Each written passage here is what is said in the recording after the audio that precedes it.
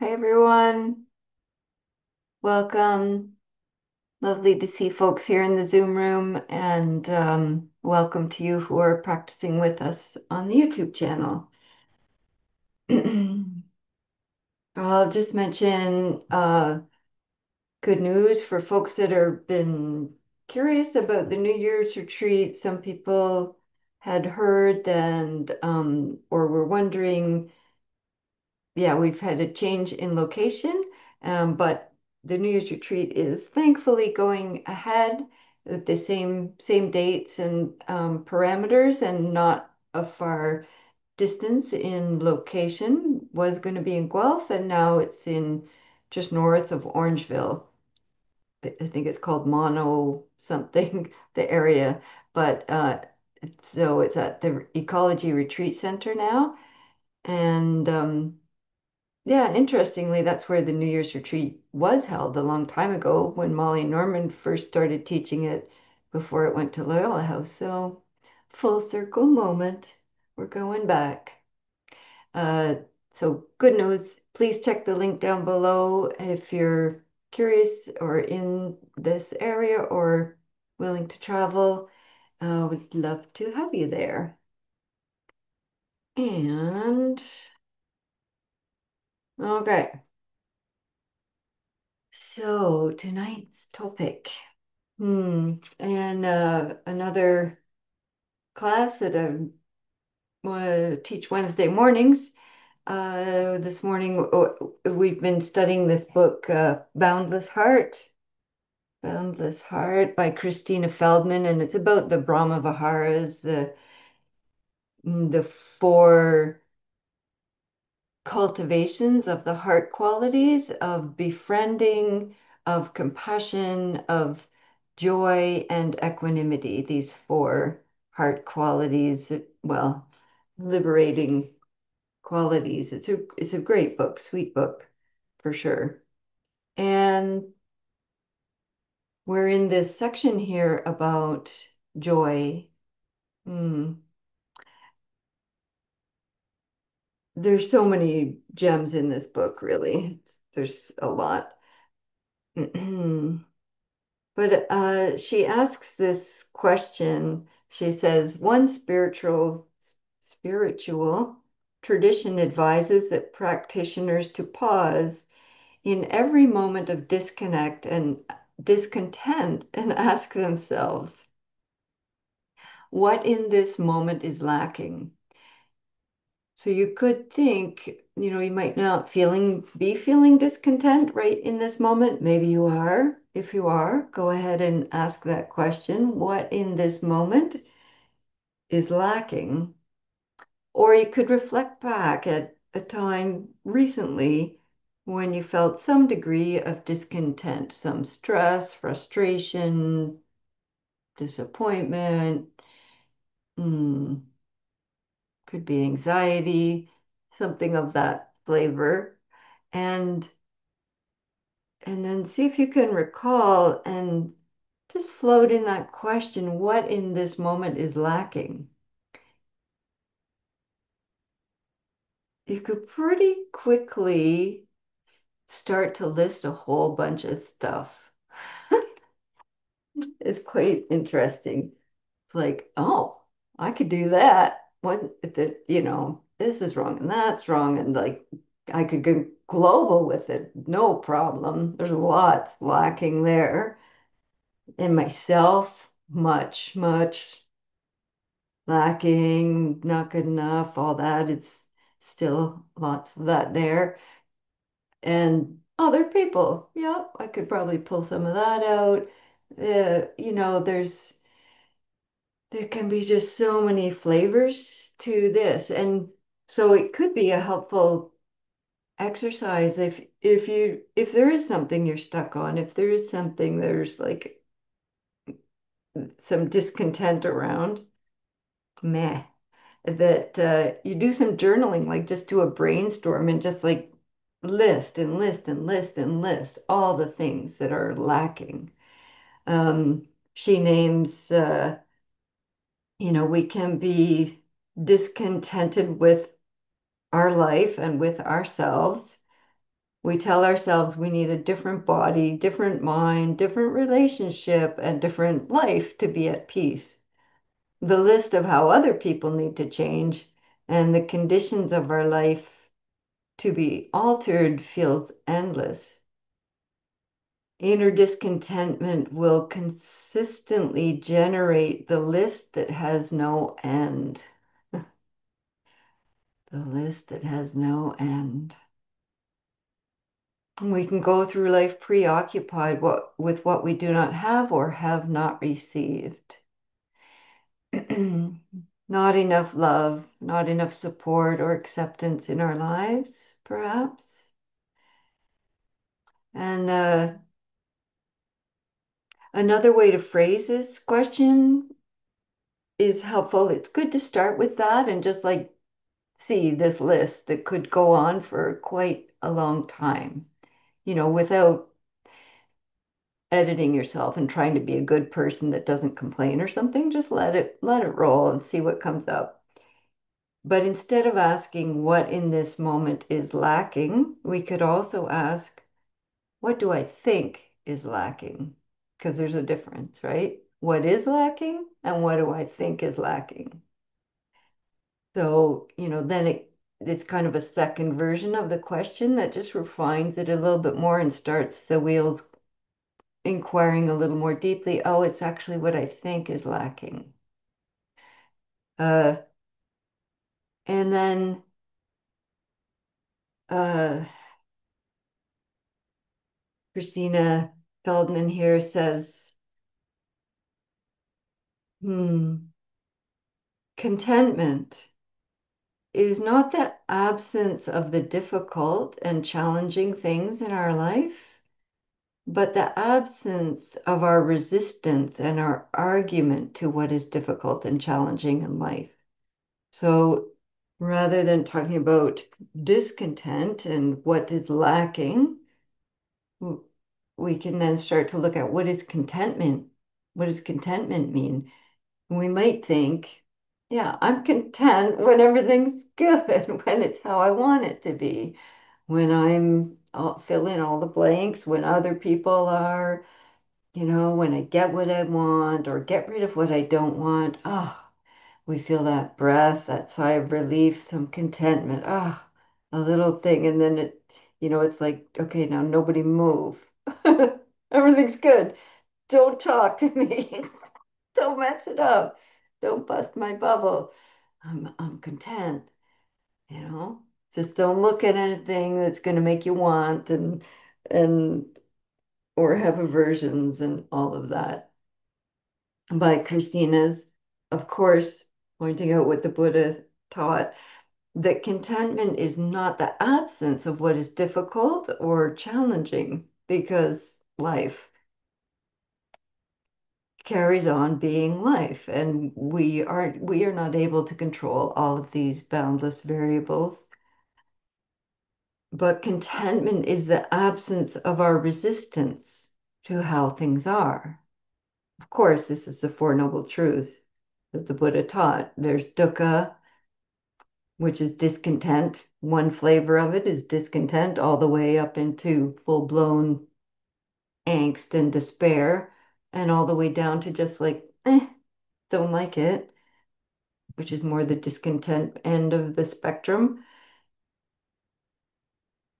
Uh, and the Buddha taught that the cause is not all those difficulties and challenges. That's what we think. It's like, if they would only, if I was only, if all of these things would only listen to how I know it should be, why doesn't everyone read the manual that I wrote for life?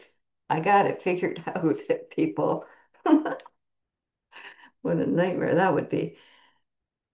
So the second noble truth, the actual cause of the discontent is actually our resistance to how things are. It's the pushing or the pulling or the trying to keep, trying to get rid of what we like and what we don't like.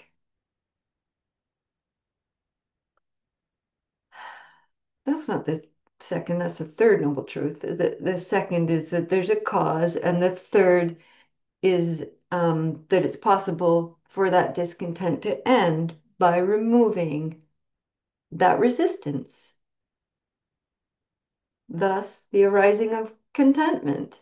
Remove the resistance, the clinging, or pushing, and contentment is possible even when things are not how we want them to be, when things are difficult and challenging.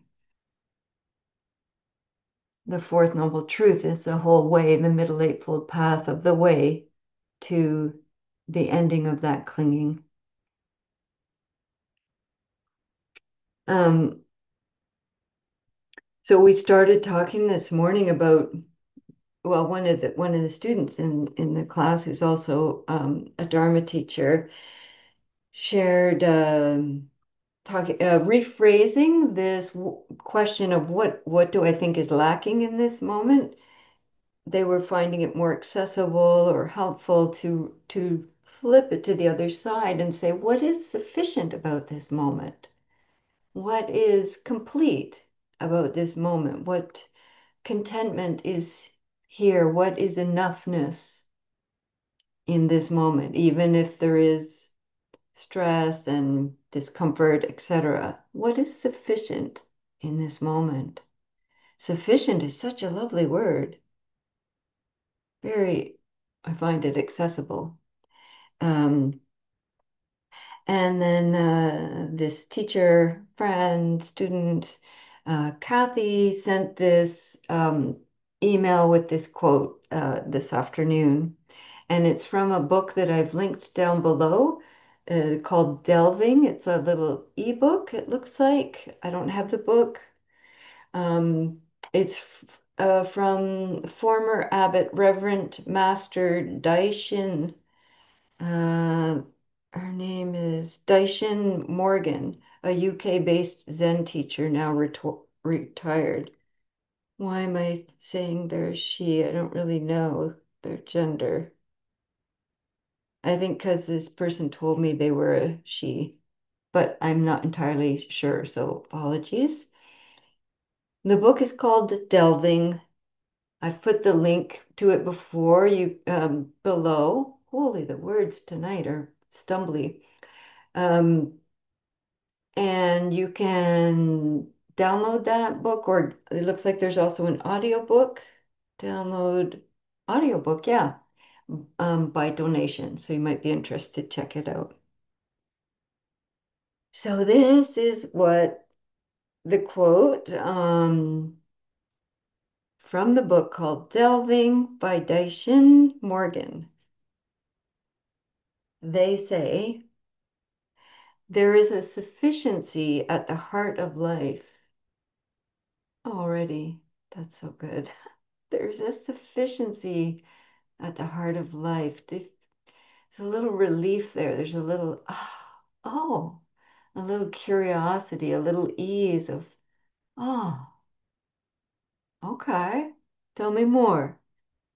And when we awaken to it, life is fulfilled. It is not a matter of conditions being sufficient, right? It's not a matter that everything is how we want it to be. Rather, that reality is sufficient and complete in itself. Whew, reality is sufficient. Can we get on board with that? Or are we like, is it though? Reality is sufficient and complete in itself.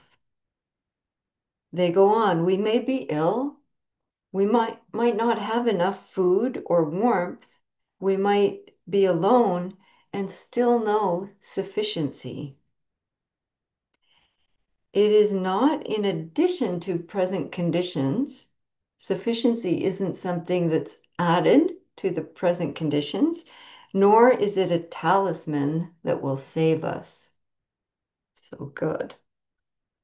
If we are dying, then that reality is sufficient, not as a pointer to something else, but in direct experience of the moment. I mean, they go right to the heart of it, right to, all right, let's talk about death and dying. Even in dying, the sufficiency is not pointing to something else. Like this moment, this dying, this reality is sufficient because it's pointing to something else, but just they say in the direct experience of the moment, that is sufficient. Well, well, isn't that a grand thing?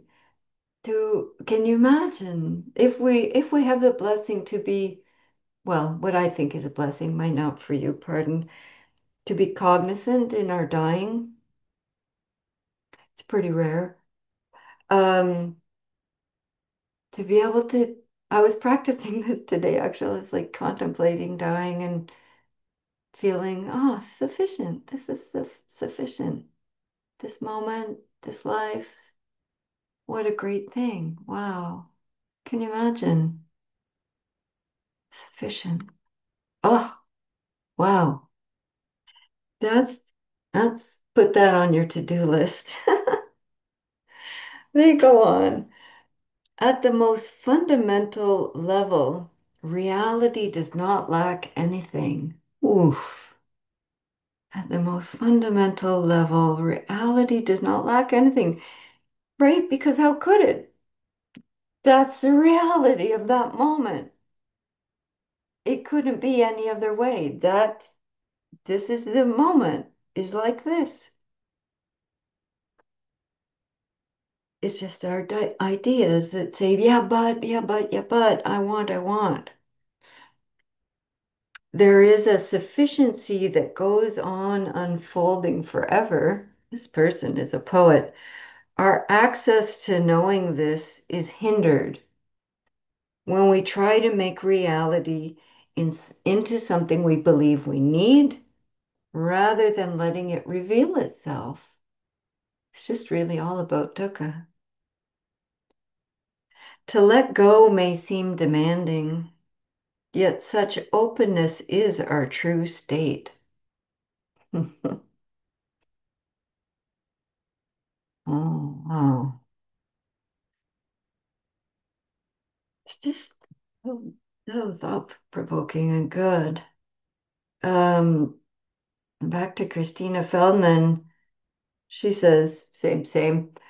Perhaps we have all that we need in this moment for kindness, compassion, and contentment to grow. That sounds pretty sufficient. Like in any moment, even when it's shitty, do we do have all we need in any moment for kindness to grow, for compassion to grow, and for contentment to grow, no matter how it is. That's sufficient. Hmm. And with contentment, what also grows is our capacity to respond effectively to all that is truly unacceptable. I just love this. So the more we practice with contentment and sufficiency, it it expands our capacity to effectively respond to what is unacceptable, right? What is truly unacceptable. Hmm? Violence, greed, hatred, delusion, right? That it doesn't mean that we just like float off on our cloud. Everything's acceptable. I'm content. Everything's sufficient. And we just bury our heads in the sand and don't keep responding to life and responding with wise action, wise speech, wise efforts, intention, all the middle path. But the more we practice contentment in this moment, I do have the capacity for more kindness, more compassion, more wisdom, more contentment. That develops our ability to then wisely respond, wisely and effectively respond to what is unacceptable. Not in from our personal agenda of I don't like it, I want it, I don't want it, which is that sense of lacking, that this moment is lacking. This really interesting inquiry. Hmm. Um, I don't think I have anything else to add. I'm content. That's very sufficient. Oh God. It's such an interesting thing to look at both sides of this. To see, I said I didn't have anything to add, and I still am rambling. Okay, but to look at when the next time, see if it's helpful when there's a discontent, and just ask, float it in. You don't need to figure anything out, just floating in a question. What's lacking in this moment? And then just watch the mind. I'll tell you. I'll tell you what's lacking. And off we go into our list.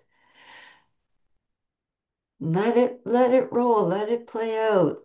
I find that really helpful sometimes. Like when I'm in a contraction, just start naming it. Name all the things. Oh, fear, judging, doubt, just name it, let it all roll out for a while and see what happens. Yeah, it'll be insightful. Um, okay, and then the other side of the inquiry is when we notice ourselves in some discontent, some contraction, pushing, pulling, to ask the other side of this question, what in this moment is sufficient? Even if it's not how I want it to be. Is there sufficient capacity for befriending ourselves with whatever is up, or some kindness, some compassion to others? Is that there? Is there, yeah. And then to look past this individual self with its stories, perceptions, and into this spaciousness, boundless approach to meditation and awareness that could be guided by this teaching from Daishen Morgan, um, that sufficiency is the heart of life, is at the heart of life. Reality is sufficient and complete in itself. In the most fundamental level, reality does not lack anything. That's the way it is right now. How could we say it's lacking anything? Ah. Yeah, so I find there's a lot to explore in with these questions, and I'm just beginning to play around with it. So I hope there's something in there that you find curiosity making and inspiring to look more closely at.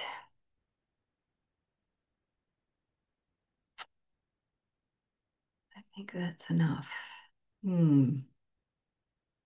So let's have a practice and have our meditation now and explore what how this moment actually is. All right. So setting aside distractions, seeing if you need any other warmth. I think I'm going to grab a shawl here. Ah,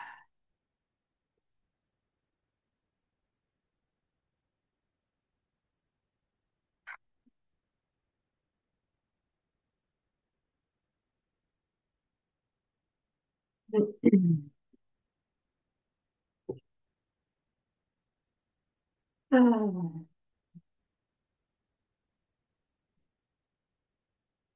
God. So either you could practice laying down, you might like to dim your lights, or maybe you need more brightness or more uprightness. See what supports will be best for your caring self, caring of self in this moment.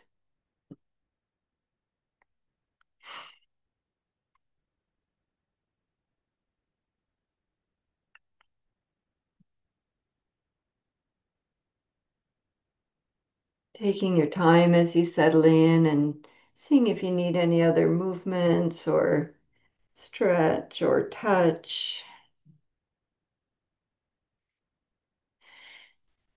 So that as you move towards stillness, if you're practicing with stillness, um, it feels like a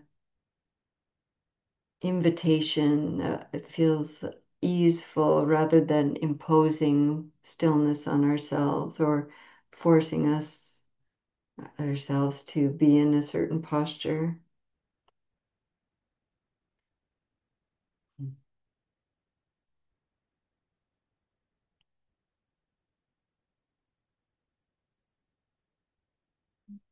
And as the body settles down, see what position for the eyes is most supportive for you tonight or whenever you're practicing with us. Is it helpful to have the eyes closed, setting aside distractions? Or if there's a lot of sleepiness, it might be helpful to have the eyes slightly open. It can also be helpful for some folks to rest the eyes on something that is peaceful or beautiful.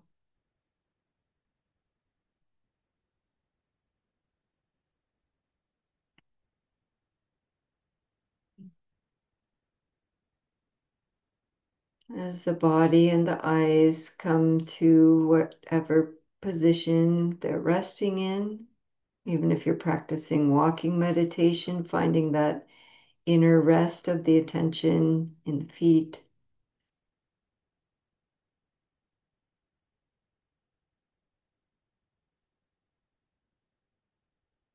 Then we just invite ourselves to really let awareness drape over the body, around and through and over,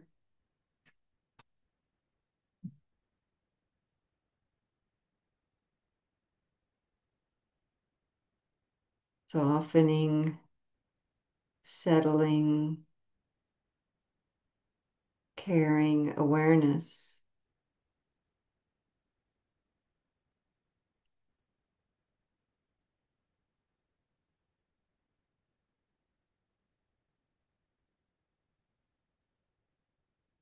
Feel the muscles of the face and see if there's any tension there that isn't needed right now or that just needs some caring space with that tension.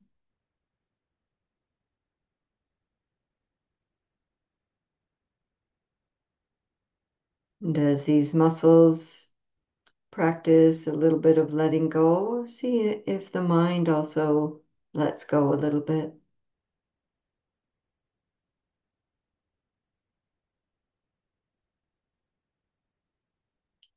All those important thoughts that contract the center of the forehead and all those unspoken words that contract the hinge of the jaw or the tongue.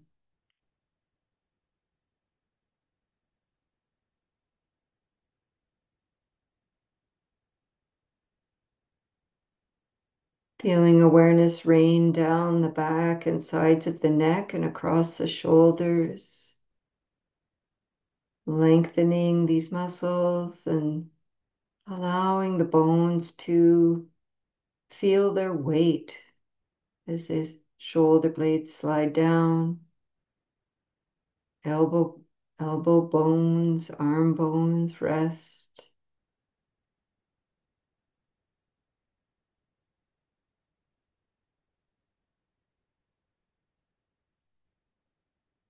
Into relaxed hands that practice enoughness, that practice renunciation, that practice non-holding, non-pushing.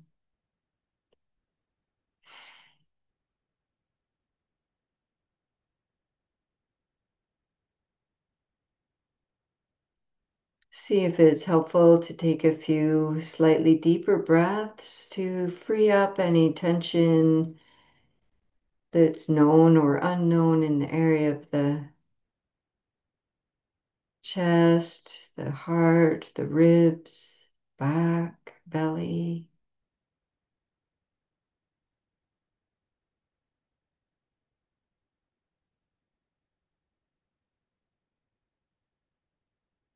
And see if you can let the belly go, soft belly,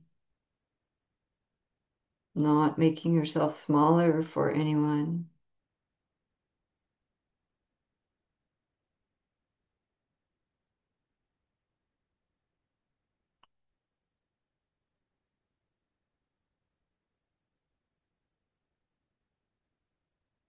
Let awareness open to the sensations of the heaviness, the weightedness of the pelvis, the legs, groundedness of the feet.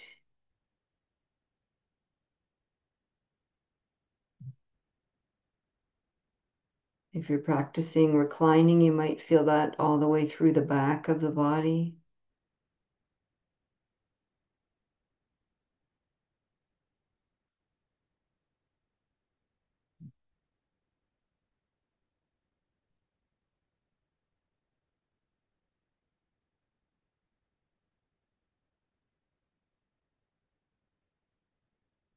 And then we draw in the bright uprightness, energizing qualities of our sila, the ethics, the morality that guide how you move in the world and relationship with yourself. Very much related to this topic of contentment and sufficiency. We undertake these trainings, these interbeing contracts, to refrain from causing harm or taking life.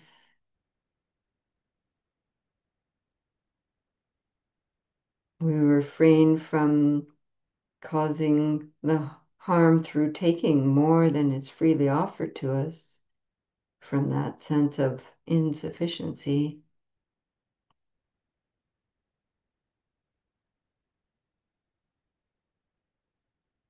We undertake these trainings to refrain from causing harm with our speech and speaking falsely. We refrain from causing harm with our sensuality and our sexuality, which can be other forms where insufficiency might show up, not enoughness. And the training to refrain from a lack of mindfulness or heedlessness from intoxicants. Perhaps we're drawn to intoxicants of all the boundless forms, from social media to phones, to drugs, alcohol, television, whatever, shopping, from a sense of insufficiency, perhaps.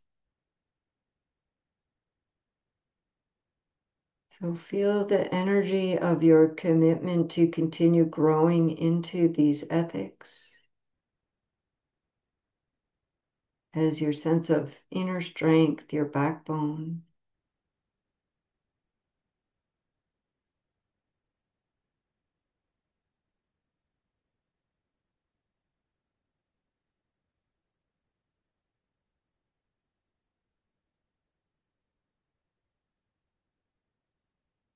And then we might float in this question just to see without judging, but just to let a little free flow happen.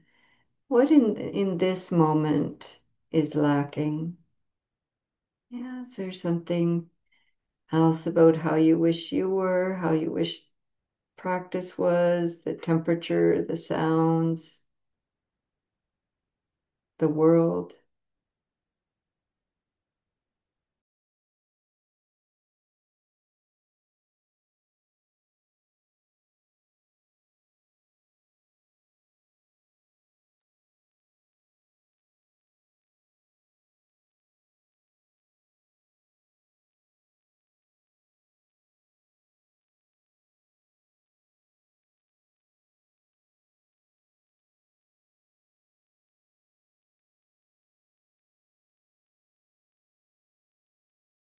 And then we might rephrase that a little further. What do I think this moment is lacking?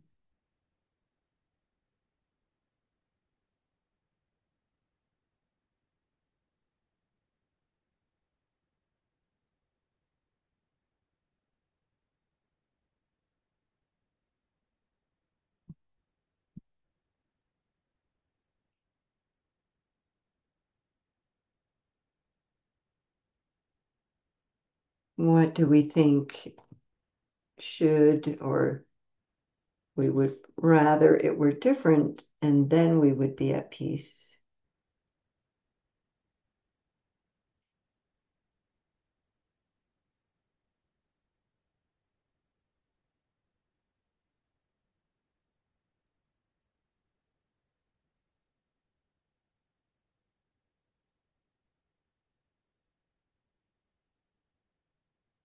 Okay, and then just take a breath and feel yourself grounded again. Feel the feet, the seat, the hands.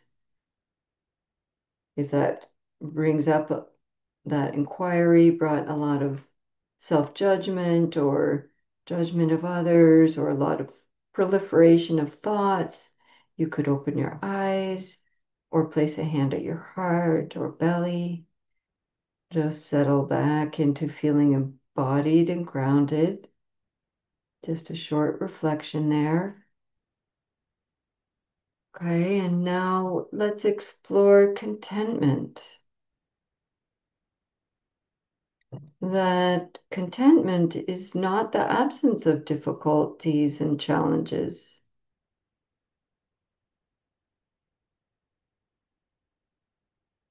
but it's actually contentment is the absence of our resistance to how things are.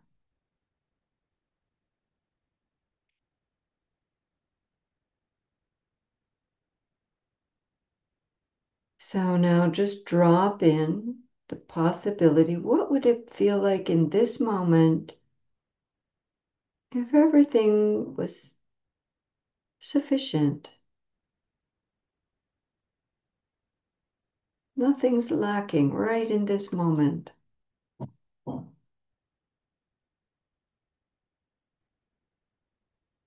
Can we even allow that possibility?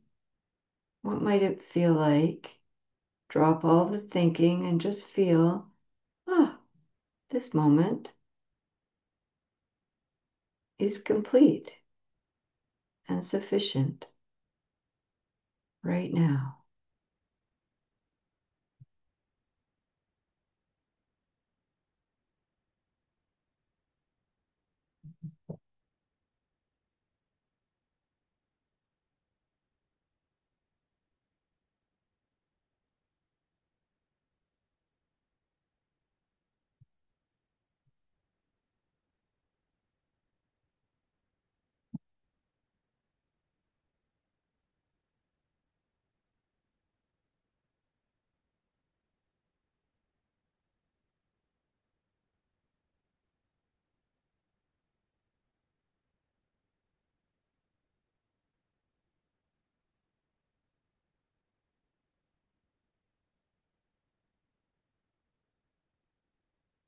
At the most fundamental level, reality does not lack anything.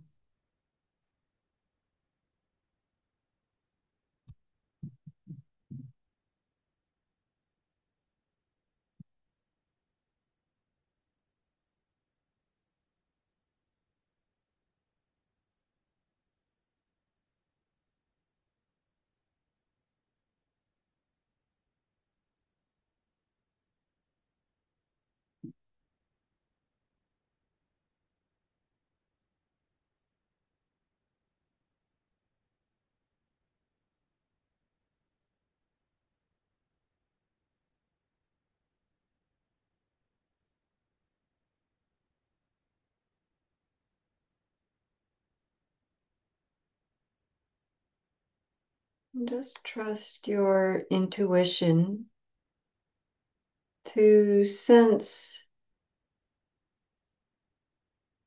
if one of these directions is helpful for you to touch into the truth that there is a sufficiency at the heart of life. So that might be known for some by dropping in and in and in to a sense of like an inner still point. There's kind of this deep inner fundamental core of sufficiency, completeness, contentment.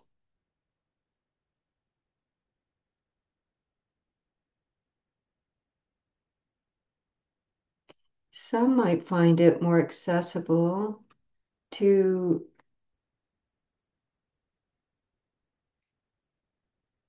expand the attention, really spacious, vast, even perhaps boundless, or at least the space around you, spaciousness.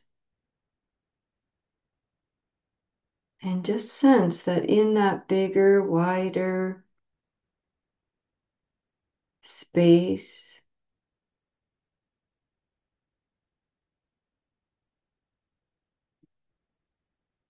reality is not lacking. It is complete. And just rest.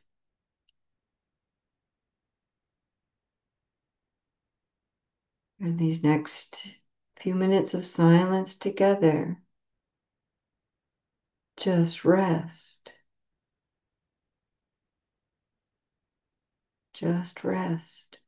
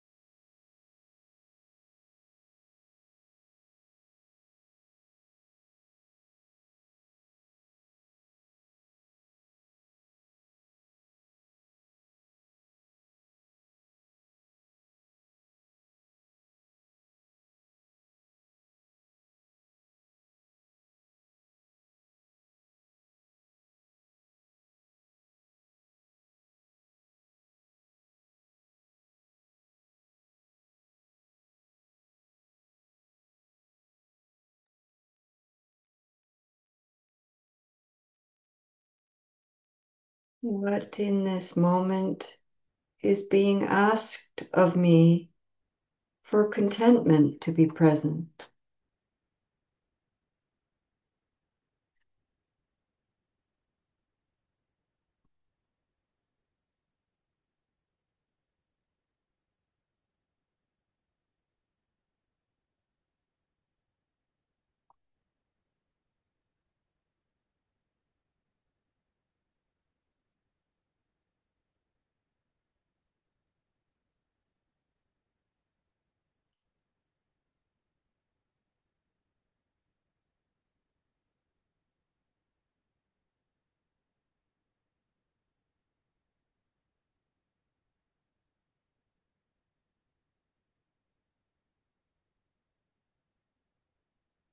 Do I have all I need in this moment for kindness, compassion, and contentment to grow?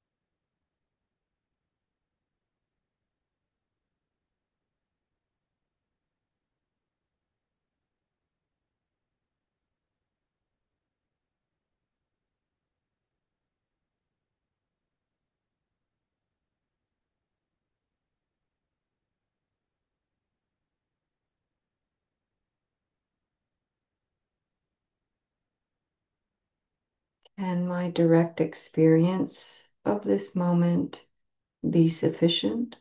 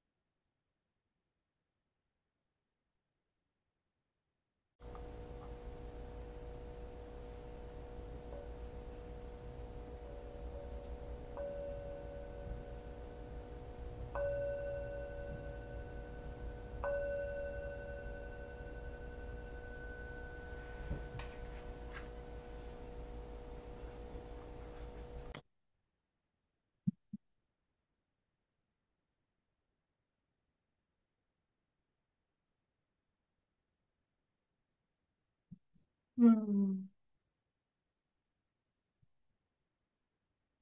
Thank you for practicing with us, friends. Please check the links down below, and I'll put the link to that delving ebook that the quote is from, and Christina's book, Boundless Heart, and also the link for the upcoming New Year's retreat, which I'm relieved is going ahead with our new location. Yeah, so that is good. It's it is sufficient, and may you be well.